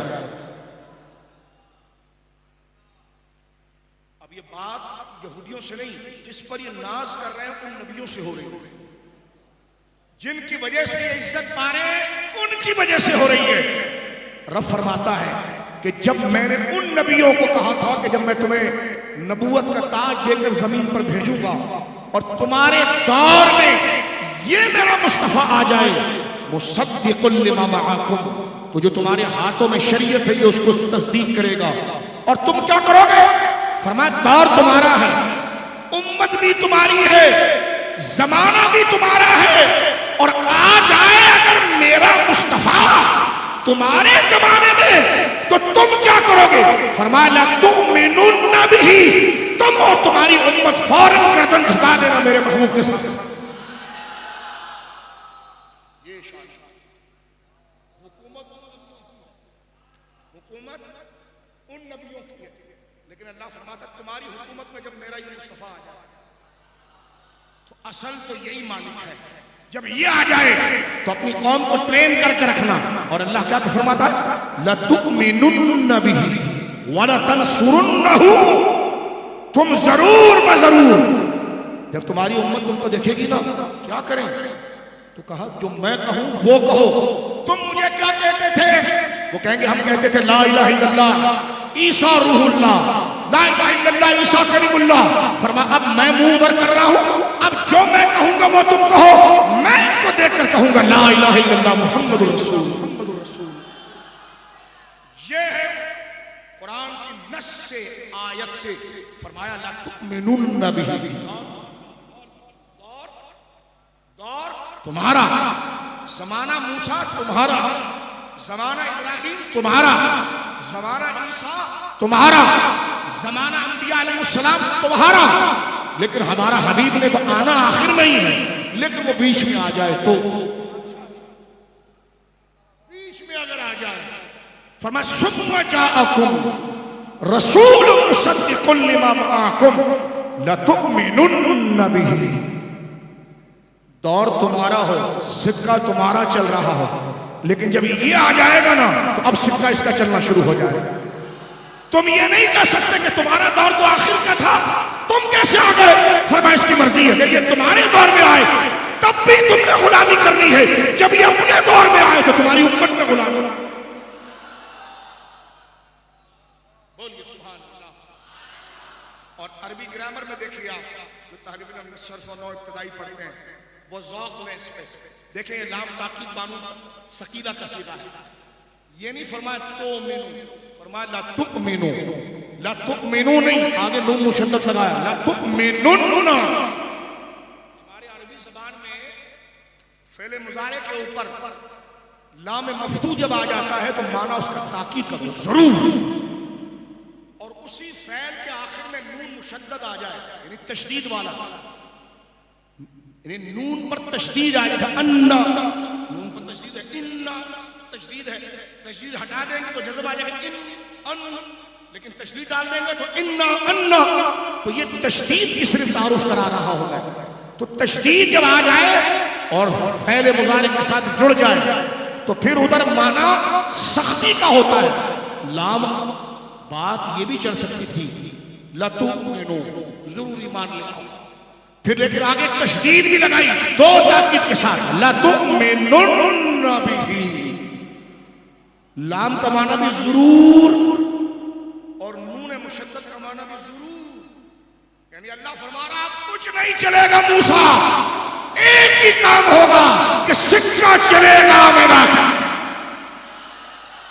फरमाया तो मेनुन्ना बिही वला तंसुरुन्नहु, फरमाया जरूर सारे काम छोड़कर तुमने भी मेरे नबी पर ईमान लाना है, तुम्हारी उम्मत ने भी मेरे नबी पर ईमान लाना। और अल्लाह फरमाता गौर कीजिए,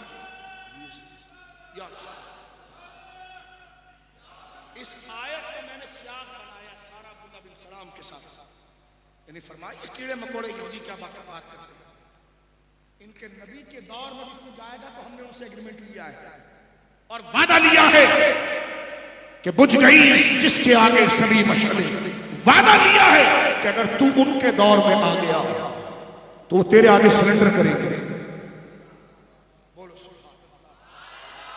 तेरे आगे सरेंडर करेंगे, तेरी इताअत करेंगे।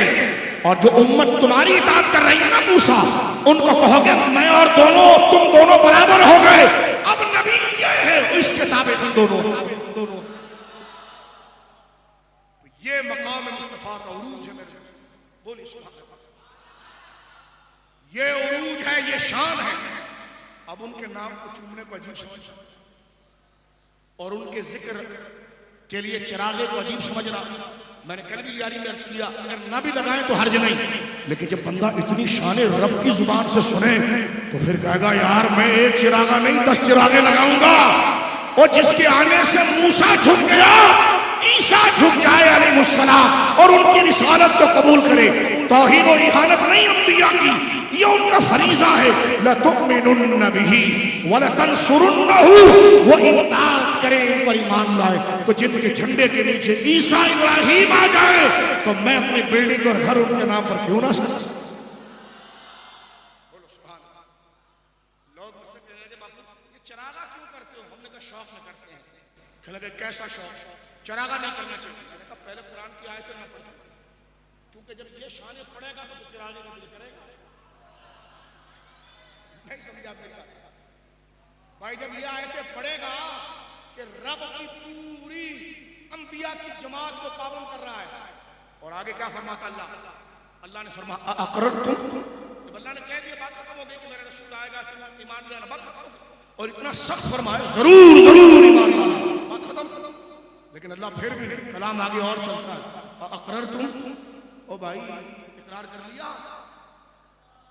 बिला तशबीह, बिला तशबीह कि आपने इकरार कर लिया सबने, अक़ररतुम, अब ये माना अक़ररतुम, आपने इकरार कर लिया, क़ालू अक़ररना, अंबिया ने कहा मौला ऐसे ही करेंगे जैसे तू बोल रहा है, जब तेरा नबी कदम रख लेगा तो हम सब अल्लाह बात खत्म, अल्लाह भी नहीं, कैसे थप्पे पे थप्पे और एग्रीमेंट कैसा मजबूत हो रहा है। जब रब बात कर ले तो क्या एग्रीमेंट, अल्लाह ने कर दी बात खत्म कि जब ये तुम्हें मैं नबूवत जब मैं तुम्हें किताब और हिकमत देकर जमीन पर भेजूंगा तो मेरा नबी जब आएगा वो तुम्हारी किताबों की तस्दीक करेगा, तुम्हें ईमान लाना है और उनकी मदद करनी है, बात ठीक है। अल्लाह फरमाता नहीं, आगे मुझसे इकरार भी करो।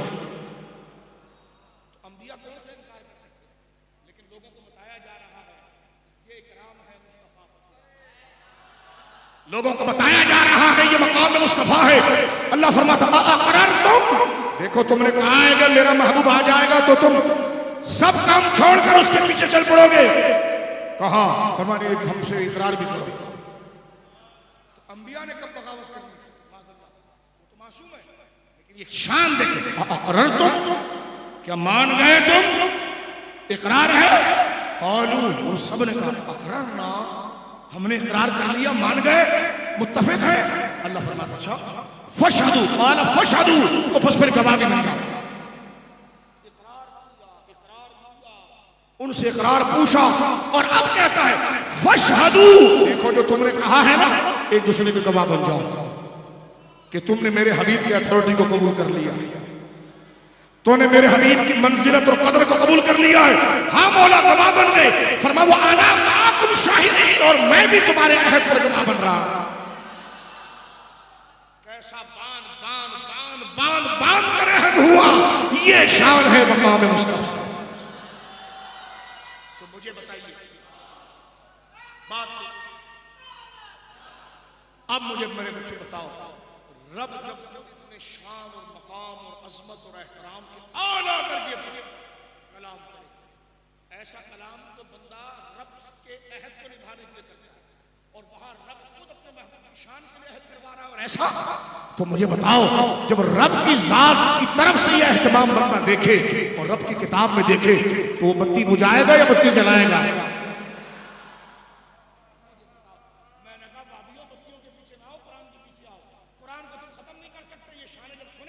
तो फिर मिलाद होता ही रहेगा। क्योंकि भाई जब एक आम बापू शरीफ तशरीफ लाए, जिसमें मैंने कहा कि आप एक नेक और मुत्तकी शख्स हैं, तो अगला बंदा आने के साथ इनके जूते हाथ में उठा लेता है, आपको यहां तक ले आता है। क्योंकि जब जात का मर्तबा पता चला, तो आम बच्चा भी कहता है कि इज्जत वाले हैं, इनकी चप्पलें मैं उठाऊंगा। तो जहां खुदा मुस्तफा का मकाम बताए, तो फिर तो जुलूस निकलेंगे, झंडे लगेंगे, नाते बजेगी। जिसको बंद कर रहा है वो तो नतीजा है, असल कुरान है। नहीं समझा? असल तो कुरान है, जिसको देखकर इश्क उभरता है, जिन आयतों से तबीयतें ताजा होती हैं। और मैं यहां पर बात को खत्म करता हूं, एक आयत पढ़ूं तो फजर हो जाएगी। इसी बात एक आयत से इशारा देता हूं, वरफाना लका जिक्र, सुनते हो ना? ये आयत बता रही है कि फुसफुसा जिक्र नहीं लगना चाहिए, जिक्र है। नहीं हम चिरागा नहीं जिक्र करते। मैंने कहा रब कहता कुछ लगे कि हो रहा है, माहौल बनाओ। कहने के ये कहां से निकाला तूने? मैंने कहा कहने के वो क्यों? मैंने कहा काजी बेजानी उठा, जो अरब के माहिर मुफस्सिर है उनको उठा, जो अहले ज़बान की रियायत और नज़ाकत को जानते उनको उठा। देखिए मैं बात को चंद मिनटों में खत्म करता हूं, गौर करना। नबी हमारे बड़ी शान वाले कहते ये चरागा क्यों है? मैंने कहा ये इजहार है। कहने का क्यों? मैंने कहा रब कहता है इजहार करो। कहने का दिन में मोहब्बत हो सकती है। हमने कहा नहीं, रब कहता दिखाओ भी, दिखाओ भी। कहने का कहां लिखा हुआ? मैंने कहा ये वरफाना अल्लाह का जिक्र है। कहने का इसमें कहां लिखा हुआ? मैंने कहा गौर तो कर तू,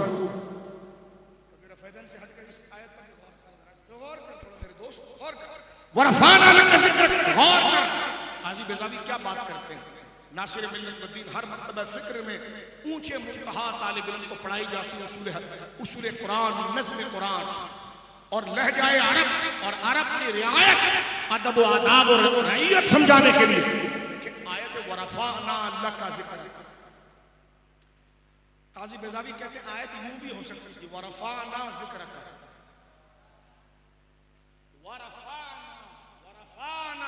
हमने बुलंद किया जिक्र का, तेरे जिक्र, जिक्र का तेरे जिक्र। और ये जिक्र एक काफ जो है ज़मीर मुखातब एक है, का कुमाकुम अस्सलाम वालेकुम, अस्सलाम वालेका। एक बंदा हो तो अस्सलाम वालेका, दो हो तो एक अस्सलाम वालेकुमा, बहुत सारे हो तो अस्सलाम वालेकुम। यहां पर क्या फरमाया? जिक्र रका, कुमाकुम नहीं, जिक्रुकुम नहीं फरमाया, जिक्र रका काफ, जिक्र रका, जिक्र का वाहिद है, मुराद हुजूर है। जिक्र का वरफाना, हमने बुलंद किया, हमने तो जो बुलंद चीज होती है छुपती नजर आती है भाई, जो बुलंद चीज होती है वो छुपती है कि नजर आती है? अब जब नजर ठीक है। वरफाना, काजी बेजावी कहते हैं वरफाना जिक्र का से भी माना पूरा होता था, जिसका माना पड़ता है हमने बुलंद किया तेरे जिक्र को। लेकिन अल्लाह ये नहीं कहता, दरमियान में लका लाता, वरफाना जिक्र का नहीं, वरफाना लका। ये लका जो बीच में है, ये अहले अरब की कौल की रियायत है, उनके लहजे में बात हो रही है। अहले अरब किसी का जिक्र बराह रास्त करने से पहले जिक्र मुबहम करते हैं। मसलन गौर करें, हमारे उर्दू में भी ऐसी है, दुआ मस्जिद में कोई हस्ती आने वाली है, लोग जमा है और खड़े होकर अल्लामा इरफान साहब दीगर बुजुर्ग कह रहे हैं कि जनाब जो आने वाली हस्ती है वो इल्म में बड़े कमाल वाली है, शान में बड़े कमाल वाली है, नाम उनका नहीं बता रहे, तो आपने एक जुस्तजू पैदा होगी, वो कौन होगा? आपका दोस्त बनेगा, चल घर रुक यार, देख के जाए, शान बताइए तो तफसील से पहले इबहाम मुबालगा पैदा करता है, ज़्यादती पैदा करता है। कमाल की दानाई का नुक्ता लिखा है काजी बेजावी ने, फरमाया आयत तो वरफाना जिक्र का से भी पूरी थी, लेकिन लका बीच में क्यों लाया? फरमाया इसलिए लाया कि कबल तफसील से पहले इबहाम को बयान करे, तफसील से पहले इबहाम को बयान करे। फयुफीदुल मुबालिगते, रब चाहता था कि महबूब का जिक्र बुलंद हो लेकिन ज़्यादती के साथ हो, मुबालगे के साथ। ये लका यहाँ पर मुबालगे के लिए, किसके लिए है? मुबालगा का माना होता है कि आम तरीके से नहीं, आम तरीके से हटकर थोड़ा और बढ़ा, जिसको हमारे मौलवी साहब अक्सर कहते हैं गुलूब करते हो आप। मैंने कहा मोहब्बत करते हैं हम, कहते नहीं गुलूब करते हो, मैंने कहा करते हैं, कहने के वो क्यों? मैंने कहा गुलूब के बगैर मोहब्बत ही नहीं होती। गुलूब गैर हक नहीं करते, गुलूब हक। गुलूब गैर हक क्या है? खुदा कह देना माज़अल्लाह, खुदा का बेटा कह देना माज़अल्लाह, इस्तिक़लाली सिफात मान लेना माज़अल्लाह। लेकिन जो आपका मखलूक में दर्जा और दायरा है, उस दायरे में रहकर आपकी शान की गर्दान करना, ये गुलूब हक है कि हुजूर वो है कि इंसान नहीं, इंसान वो इंसान है। देखो आप अपने आम दोस्त को एक तरीके से याद करते हैं, तू कैसा है, लेकिन जब कोई बुजुर्ग आ जाए हजरत आप कैसे हैं, तो ये तू से हजरत की तरफ जाना ये मुबालगा है। नहीं समझे आप मेरी बात? तू से हजरत की तरफ जाना ये मुबालगा है, हजरत से 10 बोसी की तरफ चले जाना ये और मुबालगा है। तो मुबालगा बुरी चीज नहीं, मुबालगा ना हो तो अदब कैसे बने? अब आप देखें, आप नीचे बैठे, शरीफ को आपने सोफे में बिठाया, ये मुबालगा है। इल्म पाक और नसब की वजह से सैयद सादात आपने ऊपर बिठाया, आप सारे दोस्त नीचे बैठे, इनको ऊपर बिठाया, तो जब अदब में जब ज्यादती आएगी नहीं तो फिर अदब कैसे होगा? कॉमन चीज बता रहा हूं यार, ये क्या समझते नहीं, कहते हैं मुबालगा करते हैं। तो मैंने कहा आज आम लड़का बाहर तो लोगों को बड़बड़ कर रहा होता है, लेकिन तुम्हारे पास आकर तो मैंने कहा ये जो आम आदमी कोई गर्दन उठा कर देखता है, आपका गर्दन झुका रहा, ये भी मुबालगा नहीं।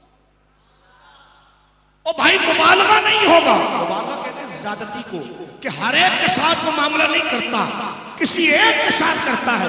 तो हर एक के साथ नहीं करता, किसी एक के साथ करता है, तो इसका तर्जुमा में बोलता है कि वो उससे मोहब्बत करता है, वो उसका अदब करता है। तो अदब और मोहब्बत बनती ही ज्यादती और मुबालगे से है। तो इसलिए रब ने फरमाया मेरे हबीब का जिक्र, जिक्र तो तुम आम माँ का भी करते हो, तो बाप का भी करते हो, तो चचा का भी करते हो, तो उस्ताद का भी करते हो।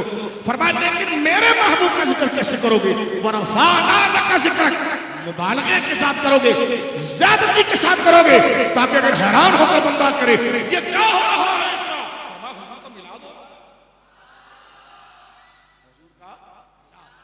अब आप कह रहे हैं चरागा नहीं होना चाहिए, तो मैंने कहा ये वरफ़अना लका ज़िक्रक, ये तो वरफ़अना लका ज़िक्रक का नतीजा निकला। गन्ने की मशीन दाखिल करोगे वही बाहर निकलेगी बिला तशवीश। जब आप जज्बा कहां से आता है, बात खत्म कर रहा हूं, जज्बा चरागों का जज्बा आपके पास कहां से आया, नातों का जज्बा कहां से आया, जिक्र का जज्बा कहां से आया? जब आपने हुजूर की शान अल्लाह से सुनी। जब रब ये कहे कि मैं और मेरे फरिश्ते महबूब की वाह वाह करते हैं, ए ईमान वालों, तुम भी उनकी वाह वाह करो और सलामती बयान करो। ए महबूब, तेरे कदमों के नीचे लगने वाली मिट्टी की कसम है, तो जब रब शान बयान करे, अगर उनकी शान बयान करने से कोई शरीयत में गड़बड़ होती तो रब उनकी शानों को खुद नहीं बयान करता। रब ने बयान भी इस दर्जे से किया कि सारे अंबिया को कहा जब वो आ जाए तो न तुमिनुन्ना बिही वला तंसुरुन्ना। ये शान फरमा, जब वो आ जाएगा तो कलम उसी का चलेगा, सिक्का उसी का चलेगा। जितने सिक्के चल रहे थे जब तक चल रहे थे, जब तक वो नहीं आया।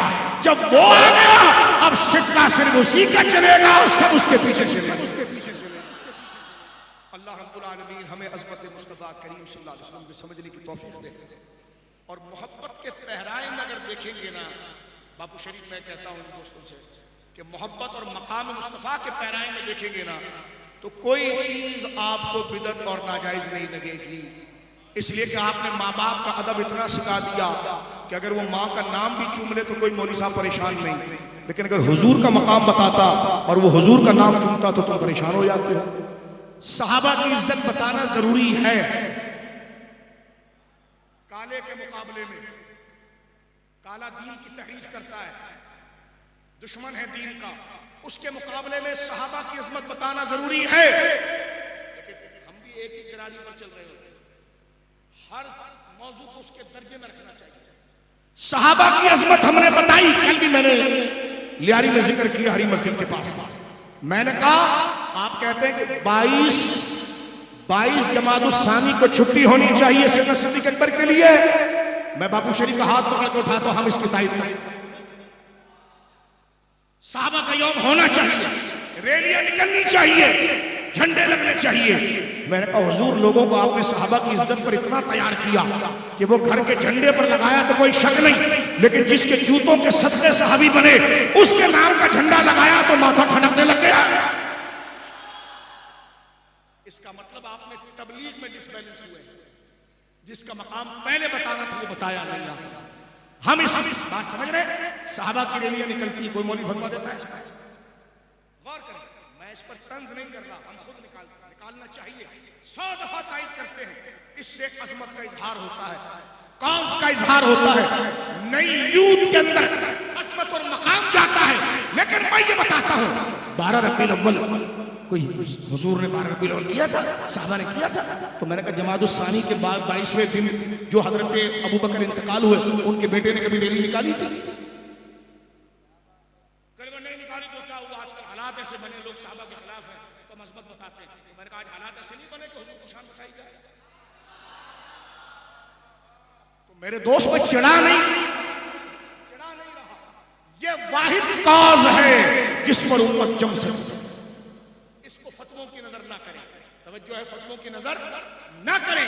सहाबा की अकीदत हम सिखाते हैं तो हर गली में 10 जगह पर हमें झंडे नजर आते हैं, नारे सहाबा के नाम की चौकी नजर आती है, वो यौम नजर आता है। लेकिन यही काम अगर हुजूर के मिलाद के लिए कर ले तो मौलाना को ब्लड प्रेशर हाई हो जाता है। तो मैंने कहा हजरत आपको सहाबा से कुछ नहीं मिला, क्योंकि चमक तुझसे पाते हैं सब पाने वाले। अबू बकर चमके तो हुजूर की वजह से, उमर चमके तो हुजूर की वजह से, उस्मान चमके तो हुजूर की वजह से, अली चमके तो हुजूर की वजह से। जिसने चमकाकर अबू बकर को सिद्दीक बना दिया, वो चमकाने वाला आमिना का लाल कैसी शान वाला हो। लिहाजा अल्लाह रब्बुल आलमीन जल्ला वाला हमें इन तनाजुर के अंदर नफ्स की खुशी के लिए नहीं, अल्लाह के लिए, हुजूर की मोहब्बत के करीब आने की अल्लाह तौफीक दे। किसी को जलाने के लिए नहीं, रब को राजी करने के लिए। अल्लाह रब्बुल आलमीन जल्ला वाला हमें हुजूर का जिक्र सुनने सुनाकर अपने दिलों के अंदर उस अकीदत और एहतराम को मजबूत से मजबूत बुनियादों तक उतारने की तौफीक दे, ताकि कोई डॉलर के चक्कर में वो ईमान ना छीन सके, कोई बॉन्ड दिखाकर ना ले सके, कोई कहीं का वीजा और नेशनलिटी दिखाकर छीन न सके। पहले ही से उस मोहब्बत को इतना पका दिया जाए कि ये गर्दन कट तो सकती है, लेकिन रसूलुल्लाह के दुश्मन से हाथ मिला ले ये दोबारा नहीं हो सकता। ये मजबूती कब आएगी? जब हम हुजूर की अजमत जानेंगे, और जब हुजूर की अजमत जान लेंगे तो फिर हुजूर के निजाम को पाएंगे। हुजूर का निजाम नमाजों की पाबंदी, हुजूर का निजाम रमजान के रोजों की पाबंदी, हुजूर का निज़ाम साहिब निसाब के लिए ज़कात की अदायगी, हुजूर का निज़ाम साहिब इस्तिताअत के लिए हज की अदायगी, हुजूर का निज़ाम माँ बाप का अदब, माँ के आगे बाप के आगे गर्दन उठाना, बल्कि गर्दन झुकाकर उनका कहना मानना, अड़ोस का ख्याल रखना, पड़ोस का ख्याल रखना, फहश बातें न करना, आंखों से बुरे नजारे न करना, कानों से गीबत और झूठ न सुनना, इसलिए कि जिसको रब चाहिए वो मुस्तफा को दिल में लाए, जिसको मुस्तफा चाहिए वो मुस्तफा का निजाम अपने ऊपर लाए। वो हुजूर का निजाम जैसे दावत इस्लामी है माशाअल्लाह, हमारे वजीर बापू जैसे तोहफे हमें इस जमात से मिले हैं, और ऐसे सालिहीन लोग हैं, हमारे उलमा हैं, हमारे मशाइख हैं। ये वो हरावल दस्ता है, ये नूर वाला दस्ता है जिसमें अपने आप को छुपाकर हम अपनी जिंदगियों के जुल्मतों को रोशनियों में तब्दील कर सकते हैं। अल्लाह हमें सहाबा, अहले बैत, औलाद, सादात, उलमा, मसाजिद, मदारिस सबसे मोहब्बत की अल्लाह तौफीक अता फरमाए। मैं अपनी गुफ्तगू को ख़त्म करता हूँ और मुबारकबाद पेश करता हूँ कि दुआ मस्जिद माशाअल्लाह बापू शरीफ, और मैं अपील करूंगा दोस्तों से कि दुआ मस्जिद के लिए आप आगे बढ़े, और यही वो सरमाया है जो बंदा अपनी जिंदगी के लिए आखिरत में छोड़ जाता है। सलाम पेश करूंगा उस बंदे को जिसने ये मार्बल लगाया कि आज इस फ्लोर पर बैठकर सरकार की शान बयान है। सलाम है उस भाई को, उस बहन को मैं सलाम पेश करूंगा जिसने इस मस्जिद की छत को बनाया, इसमें अपना हिस्सा मिलाया, पंखे लगाए, रंग लगाए, ये मुबारक आयत करीमा लिखवाई, इस मस्जिद को सवारा, हसीन किया, खिड़कियां इतनी खूबसूरत लगाई, हाय माहौल इतना अच्छा, टाइलें लगाई। इस माहौल को इस्तेमाल किया गया अल्लाह के जिक्र के लिए और हुजूर की तारीफ के लिए। तो सुन ले यारी की गैरतमंद सुन्नी, खुदा अपने महबूब के सर कर्जा किसी का नहीं रखता। जिसने हुजूर के लिए सजाया है खुदा उसको लौटाएगा दुनिया में भी और आखिरत में भी। अल्लाह इस मस्जिद को और तरक्की दे, हर मस्जिद को तरक्की दे, हर मदरसे को तरक्की दे। हमें अपनी आखिरी सांस तक लंबी उम्र की हाजत नहीं है, हुजूर के नाम पर मरने की लालच है। लंबी उम्र की कोई लालच नहीं है। जिसका जिक्र करने में ये मजा है यार, उनको कब्र में देखने का क्या मजा है। अल्लाह ईमान की पुख्तगी दे। नौजवानों तुम्हारे ये चौड़े सीने, ये तुम्हारे शबाब, कुर्बान जाऊं तुम्हारे माँ बाप को सलाम पेश करता हूँ, तुम्हारे मुर्शिदों को सलाम पेश करता हूँ कि ये वफादारी की उम्र है और इस्तेमाल रसूलुल्लाह के लिए हो जाए। ये चौक पर बैठने के लिए नहीं है, ये मारधाड़ के लिए नहीं है, ये सियासी झटकों में फर्क फटने के लिए नहीं है, ये हुजूर के निजाम के लिए। मेरे बच्चों, खुदा तुम्हारे माँ बाप को सलामत रखे, तुम्हारे मुर्शिदों को सलामत रखे, खुदा तुम्हारे इलाकों को सलामत रखे, लियारी को अल्लाह हर बुराई से महफूज रखे। जिस तरह गौसे आजम का साया और पंचतन पाक और 4 यारों का साया इस खत्ते पर है, अल्लाह इसको सुबह क़यामत तक रखे और आने वाली क़यामत तक नस्लों को लियारी के अंदर इज्जत सहाबा, मोहब्बत अहले बैत और नामूस रिसालत और खत्म नबूवत का सिपाही बनाए। अल्लाह ये जुमले मेरे हक में भी कबूल करे, आपके हक में कबूल करे। इस इलाके को अल्लाह इस जिक्र के सदके हर बीमारी से पाक करे और रहमतों की आमजगाह बनाए। सैयद साहब तशरीफ लाए, उलमा आए, इन बुजुर्गों का साया ये इस इलाके के रोशन चिराग हैं। अल्लाह रब्बुल आलमीन, और मैं कहता हूँ हमने वो दौर लियारी का देखा है, यहाँ बंदा चल नहीं सकता था। ये रोशन चिराग है जिन लोगों की मेहनत से आज हर जगह या रसूलुल्लाह की आवाज़। इन बुजुर्गों की कदर करें मेरे दोस्तों बुजुर्गों। मैं बापू शरीफ को 19 साल की उम्र से जानता हूं। इन लोगों की ये मेहनतें हैं इस जगह पर कि आज ये गलियां साहबा के नाम से गूंज रही है, अहले बैत के नाम से गूंज रही है, मोहब्बत रसूल के नाम से गूंज रही है। इस माहौल में रहो। बकरी जब तक रेवड़ में रहती है भेड़िए पर भारी होती है, भेड़िया उसको नोच नहीं सकता, और खुदा ना करे जब वो बकरी भेड़ रेवड़ से हट जाती, हुजूर फरमाते हैं, तो भेड़िया शिकार कर लेता है। ये हुजूर की उम्मत का प्यारा रेवड़ है जिसमें गज गज के हम सीधा मदीने चलेंगे इंशाअल्लाह और सरकार के पास पहुंचेंगे। अल्लाह मेरे टूटे फूटे जुमले जो जितने बुजुर्ग लोग बैठे हैं, अल्लाह उनके सदके मेरे और तमाम मुसलमानों के हक में मुस्तजाब मकबूल फरमाए। व आखिर दावाना अनिल हम्दुलिल्लाहि रब्बिल आलमीन।